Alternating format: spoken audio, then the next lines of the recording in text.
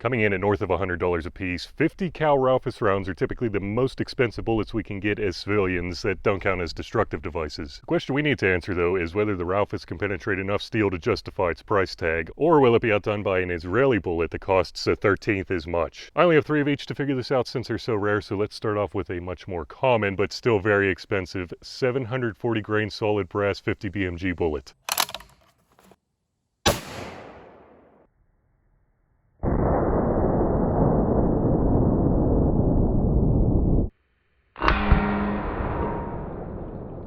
My new brake just threw this freaking chronograph over, but somehow it still registered the shot at 2805. That is smoking for a 740 grain bullet out of a 29-inch. Well, Terry, it looks like you got a souvenir to take home. What do you mean you don't have arms to carry it? You know what, never mind. Anyway, let's see what that cooking, I forgot to say that this is a 1/2-inch piece of mild steel. That cooking round blew right freaking through it like butter. I mean, it literally looks like butter because that was a brass round. And for the OGs of the channel, Steel Sled 3.0 came back. Just for this test though. Now let's step it up to 5/8 of an inch and see if this could be the first non-armor piercing bullet to make it through. The numbers are certainly there, but I also thought that about all the other 50 BMG rounds that I shot, so we will see what happens.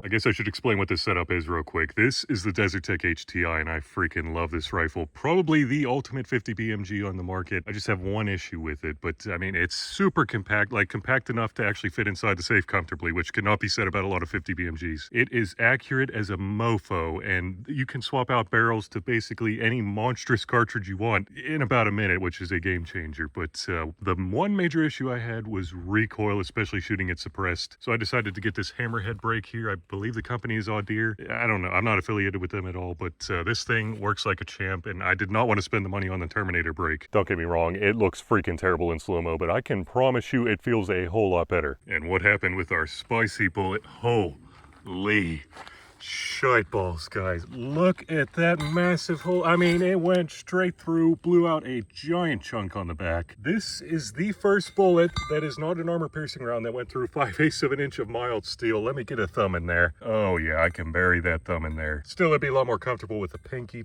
Oh man, I am swimming in there. Swimming, I tell you. Looks like that leaves 3/4 inch as our next stop. I don't know if this one's possible, but we will certainly try. And I put something next to the muzzle brake, so watch out for that.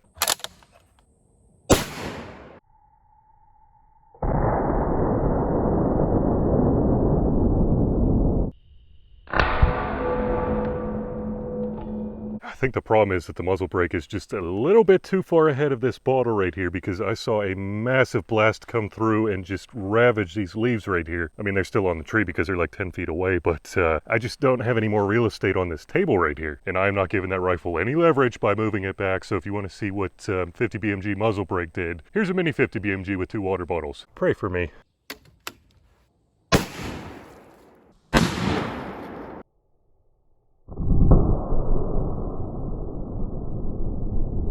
Walking up, I can't tell if I'm looking at Mount Everest or half of the Epcot ball. This thing looks freaking insane. I mean, obviously it didn't go through, but that was so freaking close to going through, and that is one of the coolest looking bulges I've ever seen. But I bet we can see something even cooler on the front side. Here we go. Some pine needles. Oh yeah, look at that. Apparently there's a hollow base on those bullets. Wow, it is just sandwiched in there. My gosh, so freaking close to going through. I mean, literally almost sheared that whole puck out. Oh man, that is a massive hole, and I actually felt the bullet push in a little bit whenever I touched it. So it's not in there very good, but it is extremely warm. I mean, 50 feet a second more, and I bet it would have went straight through that 3/4 inch plate. Still, I'm freaking impressive regardless. That seems to be the 50 BMG load to get if you're not going to go with an AP bullet, but this calls for some more insane 50 BMG loads. Huh, I wonder what this could be.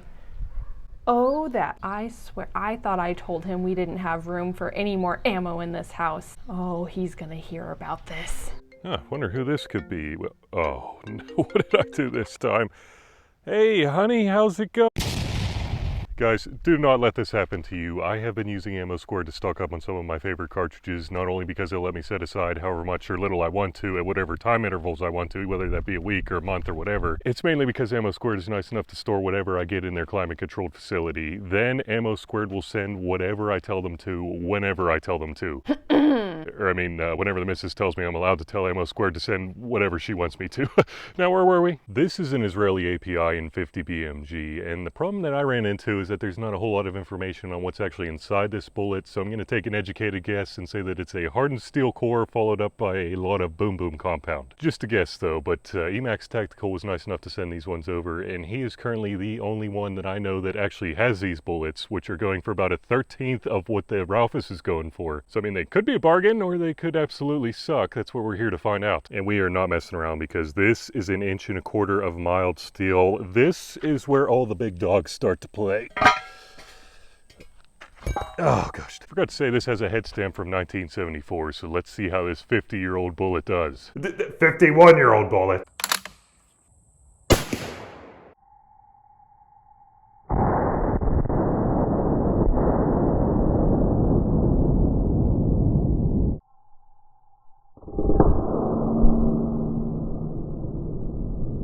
Again, it knocked it right over, but let's just see if it got the velocity. Okay, 2840. Holy shiteballs. I don't know if I don't know what the grain weight is on the bullet, because like I said, there's not a whole lot of information online, but that is cooking. Wow, I was not expecting it to be faster than the brass bullet, although it's probably lighter if I had to guess. I don't know that for sure. And surprisingly, it didn't fall over this time around. I still can't see what exactly happened. Okay, I think we have some good results. Let me try and get my pinky in that massive penetrator hole. Yeah, pretty terrible for the pinky, but as you can see, we got some nice burn marks on there. Nothing too crazy though. And what is the verdict? Straight freaking through. Wow, that is an extremely clean hole. I don't want to call anything too early, but I don't think that's a good sign for our next bullet. Coming in at 13 times the price, you're probably wondering, what makes the Raufoss so special? When the real question you should be asking is, what doesn't make the Raufoss so special? I mean, if there has ever been something shoved into a bullet, it is shoved in this bullet. Looking over the diagram, there are 7 different materials that make up this thing. 2 different boom boom compounds, 5 different metals, and if that wasn't good enough for you, the penetrator inside is made of extremely hard tungsten carbide. The only reason I'm saying all this is to try and justify how much money is going down range with each trigger pull. Luckily, EMACS Tactical was nice enough to donate these to the channel, but like I said, I only have 3 of them, so I really got to make this count.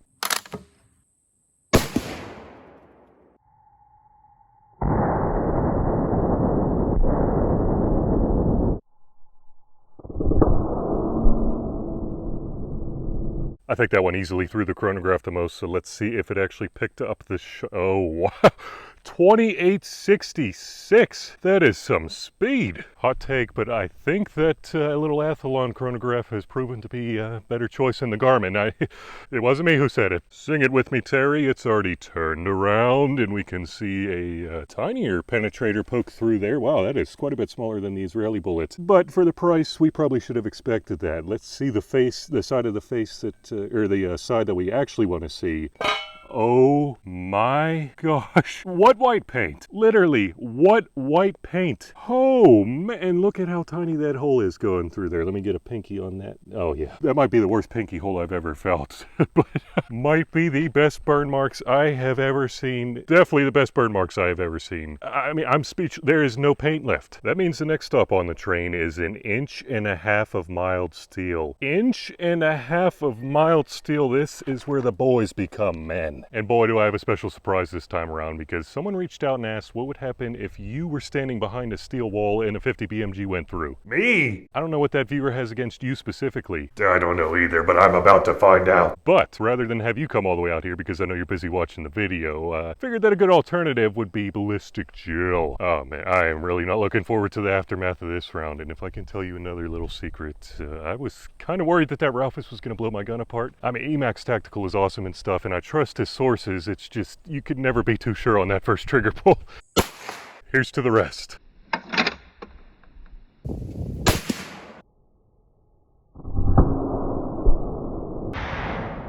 Only bad thing about the steel falling over is I have no idea if I made a good shot. I mean, I trusted my shooting.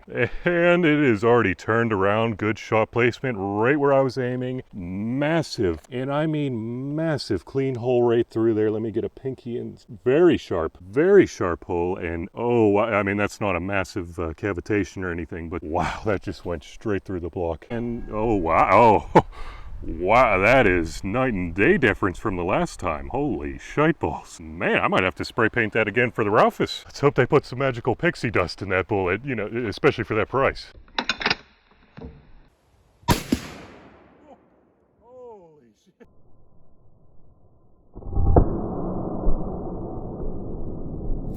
Even if it doesn't end up penetrating as well, you cannot complain about those fireballs. I mean, wow. And again, it's already turned around. Pretty much perfect shot placement. It looks a little darker than all the other ones. I guess it was kind of burning on the way out. Microscopic penetrator going through there. But that's what she said. Let's check out the face. Oh, and by the way, to the viewer who wanted to see. Anyway, let's check out the front side of the plate and okay.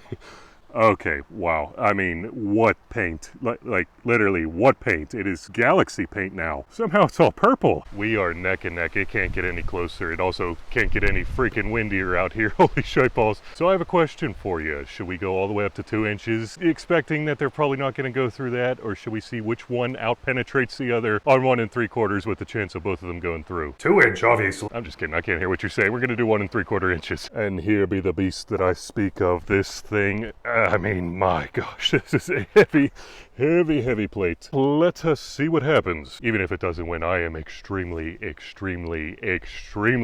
with that Israeli bullet. You know, politics aside and everything, like, this is literally just a bullet that I'm talking about. It has impressed the hell out of me.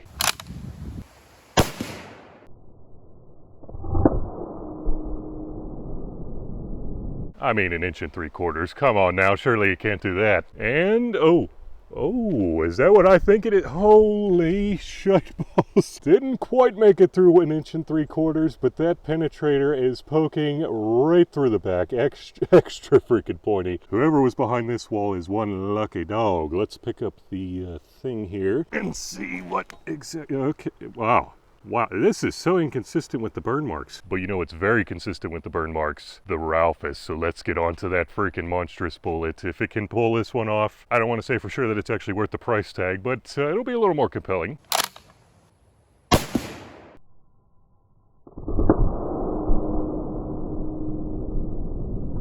Again, there better be no complaining about the fireballs. They are freaking wicked. And what do we have here? Terry, any predictions? Not talking, huh? Well, let's see. Oh my gosh. Oh my gosh. It's a good thing I didn't listen to you about the 2 inches. My God. I mean, because this didn't even poke out the back. Wow, I did not expect that at all. But here's the difference on the front. And wow, okay, I spoke a little too soon. That one doesn't look, I mean, definitely better than the Israeli round, but still. So is it worth the price tag? That is the real question. And the answer is it really depends. I mean, how much do you like fireballs? And how much do you need one for your collection? Depending on your answers to those, then maybe. But if it were up to me, I would much rather send a 13th of a Benjamin downrange than the whole freaking thing. But I'd probably also rather send some of these other cartridges that I've tested downrange instead. And remember, don't let ballistics drive you bananas.